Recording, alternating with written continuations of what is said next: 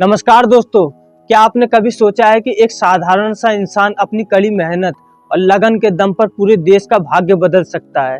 ये वो परीक्षा है जिसे पास करने वाले न केवल अपने परिवार का नाम रोशन करते हैं, बल्कि पूरे देश की दिशा और दशा तय करने में अहम भूमिका निभाते हैं। जी हाँ दोस्तों, मैं बात कर रहा हूँ दुनिया की सबसे कठिन परीक्षाओं में से एक यूपीएससी परीक्षा की, जिसे यूनियन पब्लिक सर्विस कमीशन यानी संघ लोक सेवा आयोग भी कहते हैं।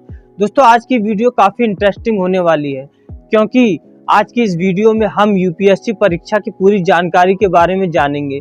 और जो विद्यार्थी इस परीक्षा को देने के बारे में सोचते हैं तो उनके माइंड में कई सारे क्वेश्चंस आते हैं, जैसे कि यूपीएससी क्या है।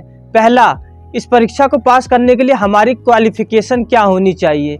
दूसरा, इसकी वैकेंसी कब आती है। तीसरा, और इस परीक्षा की फीस कितनी होती है। चौथा, इसमें एज क्राइटेरिया क्या होता है और कौन सी कैटेगरी का स्टूडेंट परीक्षा में कितने अटेम्प्ट दे सकता है। पांचवा और लास्ट और सबसे इम्पोर्टेंट सवाल कि इस परीक्षा का पैटर्न क्या होता है। दोस्तों, आज की इस वीडियो में हम यूपीएससी परीक्षा के हर पहलू को जानेंगे और मुझे उम्मीद है कि ये आपके लिए एक कंप्लीट वीडियो होने वाली है। तो चलिए बिना देरी के वीडियो को शुरू करते हैं। तो दोस्तों, हमारा सबसे पहला सवाल, यूपीएससी क्या है। दोस्तों, यूपीएससी की फुल फॉर्म होती है यूनियन पब्लिक सर्विस कमीशन, जिसे हिंदी में संघ लोक सेवा आयोग भी कहते हैं। ये भारतीय संविधान द्वारा स्थापित एक संवैधानिक संस्था है, जिसका काम सरकार के लोक सेवा के पदाधिकारियों के लिए परीक्षा का संचालन करना होता है, यानी परीक्षा कंडक्ट करवाना होता है। ये ग्रुप ए और ग्रुप बी के लिए परीक्षा कंडक्ट करवाती है। दोस्तों, यूपीएससी के फॉर्म को लाखों की संख्या में स्टूडेंट भरते हैं। अगर आप सही गाइडेंस और लक्ष्य बनाकर इसकी तैयारी करेंगे तो आप इसे पहली बार में ही क्रैक कर सकते हैं। दोस्तों, यूपीएससी का मुख्यालय दिल्ली में है और ये मुख्य रूप से सिविल सर्विस और एनडीए के सभी परीक्षा को कंडक्ट करवाती है। दोस्तों, सिविल सर्विस में कई सारी पोस्ट होती हैं, जैसे आईएएस, आईपीएस, आईएफएस, आईआरएस और भी कई सारी, और एनडीए में भी कई सारी पोस्ट होती हैं, जैसे आर्मी, एयरफोर्स और नेवी। इसके अलावा भी कई सारी पोस्ट हैं। दोस्तों, इन सारे पोस्ट के परीक्षा यूपीएससी ही कंडक्ट करवाती है। इसके बाद दोस्तों, अब हम जानते हैं कि यूपीएससी परीक्षा की वैकेंसी कब आती है। दोस्तों, इसकी वैकेंसी हर साल फरवरी के महीने में आती है, जिसके लिए फॉर्म निकाले जाते हैं। इसे आप ऑनलाइन भी भर सकते हैं। अगर हम लास्ट डेट की बात करें तो ये फरवरी की लास्ट वीक तक भी भर सकते हैं। दोस्तों, कभी कभी इसका फॉर्म निकलने में देरी भी हो जाती है, जिसके लिए आपको इसकी वेबसाइट पर ध्यान देना चाहिए। इसकी वेबसाइट है upsc.government.in। इस वेबसाइट से आपको इसकी सारी अपडेट आसानी से मिल जाएगी। अब दोस्तों, हम इसकी परीक्षा फीस की बात कर लेते हैं कि इस परीक्षा को देने के लिए आपको इसके रजिस्ट्रेशन में कितने पैसे देने पड़ते हैं। दोस्तों, इसकी रजिस्ट्रेशन फीस काफ़ी कम है, जिसे हर कोई आसानी से भर सकता है।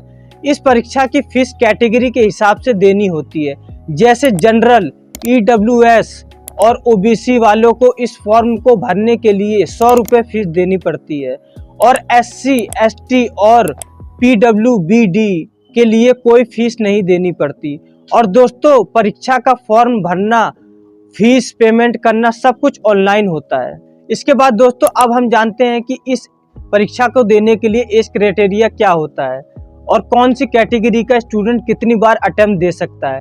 दोस्तों, इसमें सभी कैटेगरी के स्टूडेंट के लिए कम से कम एज 21 वर्ष की होती है, और अगर हम ज़्यादा एज की बात करें तो इसमें जनरल कैटेगरी के स्टूडेंट के लिए सबसे ज़्यादा एज लिमिट 32 वर्ष की होती है, और ये टोटल 6 अटेम्प्ट दे सकते हैं, यानी सिर्फ 6 बार ही परीक्षा दे सकते हैं।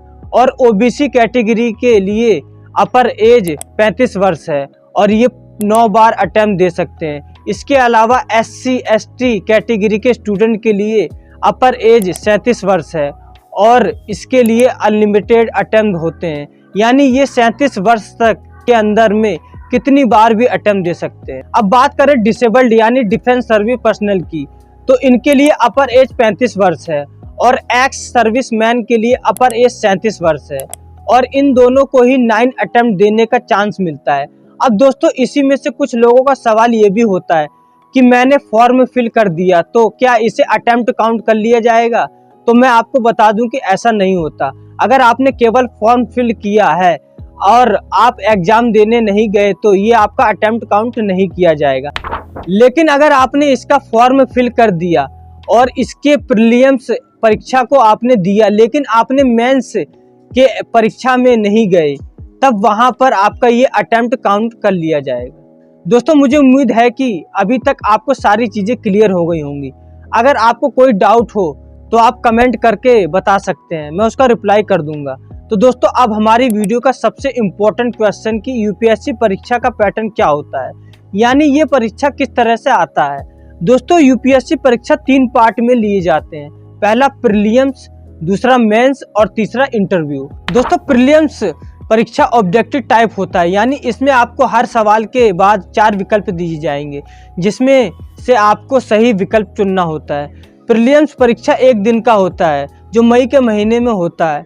इसमें 2 पेपर होते हैं, दोनों 200-200 नंबर के होते हैं। इसमें नेगेटिव मार्किंग भी होती है जिसमें एक गलत जवाब पर 1/3 नंबर काट दिए जाते हैं। पेपर 2 जो कि जनरल स्टडीज का होता है, इसे सीसेट के नाम से भी जाना जाता है। ये टोटल 200 नंबर का होता है और इसके लिए आपको 2 घंटे का समय मिलता है और इसके अंदर पूछे जाने वाले टॉपिक्स आपको स्क्रीन पर दिखाई दे रहे होंगे। दोस्तों, ये सारे टॉपिक्स आपसे इस पेपर में पूछे जाते हैं। दोस्तों, एक इम्पोर्टेंट चीज, प्रीलिम्स परीक्षा सिर्फ क्वालिफाई करने के लिए होता है, यानी इसके मार्क्स आपके फाइनल मेरिट लिस्ट में नहीं जुड़ते हैं। ये एग्जाम सिर्फ आपको पास करना होता है। जो स्टूडेंट प्रीलिम्स परीक्षा को पास कर लेते हैं उनको आगे मेंस एग्जाम के लिए बुलाया जाता है। दोस्तों, मेंस एग्जाम 5 दिन का होता है और ये सितंबर महीने में कराया जाता है। मेंस एग्जाम रिटन टाइप होता है, यानी इसमें आपको प्रश्नों के उत्तर लिखने पड़ते हैं। मेंस में टोटल 9 पेपर होते हैं जिसके लिए हर पेपर में आपको 3 घंटे का समय मिलता है। इसमें सबसे पहले Indian language paper, English language paper, essay paper, general studies 1, general studies 2, general studies 3, general studies 4, optional paper 1, optional paper 2। इन 9 पेपर में से 2 पेपर यानी इंडियन लैंग्वेज पेपर और इंग्लिश लैंग्वेज पेपर क्वालिफाइंग होता है, यानी सिर्फ आपको इन पेपर को पास करना होता है जिसमें आपको इनके अंदर 25% नंबर लाने पड़ते हैं और इसके नंबर मेरिट लिस्ट में नहीं जोड़े जाते। इसके बाद मेंस में बचे बाकी 7 पेपरों के नंबर को जोड़कर मेरिट लिस्ट बनाई जाती है। इन 7 पेपरों में से हर पेपर 250 नंबर का होता है। अब जो स्टूडेंट्स मेंस परीक्षा को पास कर लेते हैं उन्हें लास्ट राउंड यानी इंटरव्यू के लिए बुलाया जाता है। दोस्तों, इंटरव्यू टोटल 275 नंबर का होता है। आपको ये समझना काफी जरूरी है कि इंटरव्यू के लिए कोई सिलेबस नहीं होता है। इंटरव्यू का मुख्य उद्देश्य कैंडिडेट के बारे में जानना और समझना होता है कि वो मुश्किल से मुश्किल सिचुएशन को कैसे हैंडल करेंगे। कई बार कैंडिडेट से लॉजिकल और कंटेम्परेरी क्वेश्चन पूछे जाते हैं। फाइनल मेंस के नंबर और इंटरव्यू के नंबर को जोड़कर मेरिट लिस्ट तैयार की जाती है, यानी 1750 प्लस 275 टोटल 2025 नंबर में से मेरिट लिस्ट तैयार होती है। उम्मीद है दोस्तों यूपीएससी से जुड़ी सारी चीजें आपको अच्छे से समझ आ गई होंगी और आज की वीडियो आपको पसंद आई होगी। बहुत बहुत धन्यवाद।